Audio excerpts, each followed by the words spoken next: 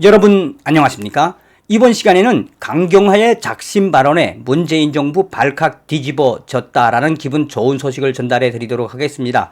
올해 2월까지 문재인 정권에서 외교부 장관직을 수행한 강경화가 27일 작심을 하고 문재인 정부의 무능함과 또 문재인 정권 내에서 외교부 장관을 한 것을 후회스럽다고 한마디로 문재인 정권에다 대고 문재인 정권의 싸대기를 사정없이 후려쳤다라고 해도 과언이 아니겠습니다. 자, 올해 2월까지 장관직을 수행한 강경화가 장관직을 그만둔 지 얼마나 됐다고 이 문재인 정권의 무능함을 대놓고 이렇게 실토하겠습니까? 그 소식의 본질은 백신 수급 문제와 북한 문제, 또 나아가서는 외교 문제까지 사실상 문재인은 대통령감이 아니고 자기도 어쩔 수 없이 외교부 장관을 수행했지만 총체적으로 문재인 정부는 무능했다라고 공개적으로 강경화가 아가리질을 했습니다. 정성산TV 좋아요, 구독, 알림은 큰 힘이 되겠습니다. 후원해주시는 모든 분들께 가열차게 멸공.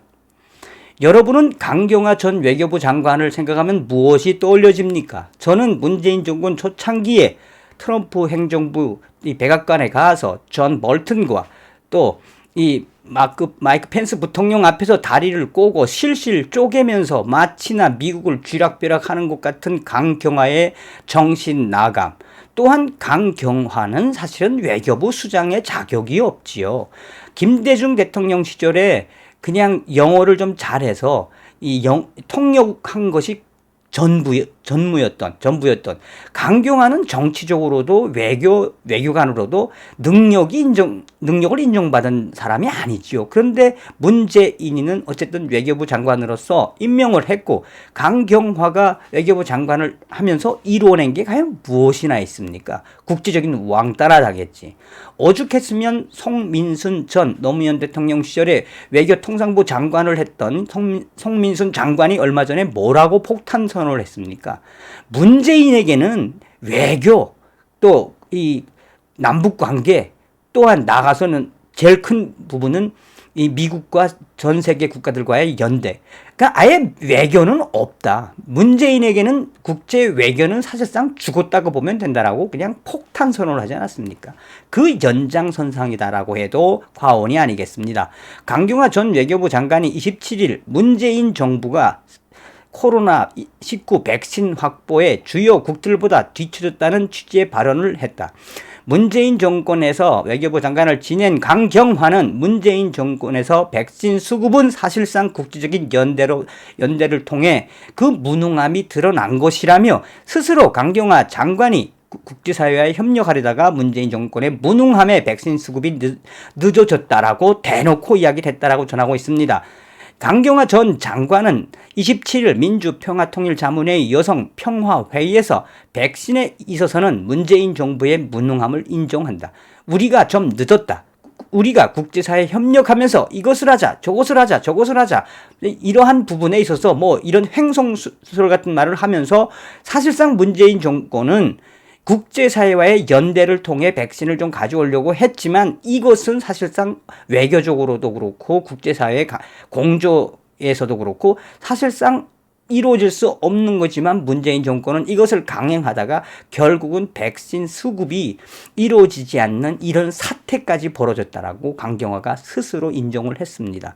그러면서 그는 세계보건기구가 모든 나라 인구의 20%가 백신을 공평하게 맞을 수 있도록 노력하자는 취지에서 시작된 코백스 포슬리티가 굉장히 흔들리고 있었다며 백신을 생산하는 나라들이 그걸 쥐어잡고 주지 않고 있기 때문이라며 사실상 우리는 유엔과 세계보건기구의 그 행보에 우리는 맞추었지만 실질적으로 이 코로나 백신 제약 회사들은 이 대한민국, 한국을 무시를 했다. 그래서 우리는 사실상 강경화의 이야기대로 한다면 사실상 우리는 WTO 세계보건기구와 세계 백신 회사들에게 이중으로 우리는 사기를 당한 거나 마찬가지다라고 백신 수급에 대한 잘못을 인정을 했습니다. 그러니 얼마나 문재인 정권의 무능함을 강경화가 스스로 이야기를 하는 겁니까? 그러면서 그는 이 다른 나라들과 마찬가지로 우리들도 계속해서 국민 안전, 국민 생명을 담보로 백신 이 수급을 위해 노력을 했지만 문재인 정권과 우리 외교부는 항상 그러면 그럴수록 배척을 받았으며 사실상 강경화가 이러한 발언을 하면서 이야기하는 본질은 본인이 스스로 했던 외교부 수장으로서 백신 수급에 대한 책임이 얼마나 있습니까? 그러니까 내가 외교부 장관을 하면서 우리 외교부와 문재인 정부는 한마디로 무능한 것이다라고 본인 스스로가 인정을 했습니다. 자, 그러면서 강경화 전 장관은 북한 문제에 대해서도 이야기를 했는데 강경화 장관은 북한은 코로나를 실질적 위협으로 간주하고 다른 나라와 모든 교류 및 접촉을 전면 중단한 것으로 보인다며 그 와중에도 핵무기와 미사일 능력을 계속 고도화하고 있다. 그럼에도 북한과 평화롭고 외교적 관여만이 한반도의 완전한 비핵화와 항구적 평화를 달성할 수 있는 유일한 길이며 그러나 이런 부분에 있어서 외교부와 당시 외교부 장관 시절에 문재인 정권과 미국에 계속해서 제안을 했지만 외교부의 제안을 무시를 당했다. 그러니 본인이 장관 시절에 얼마나 이 싸움을 많이 했습니까?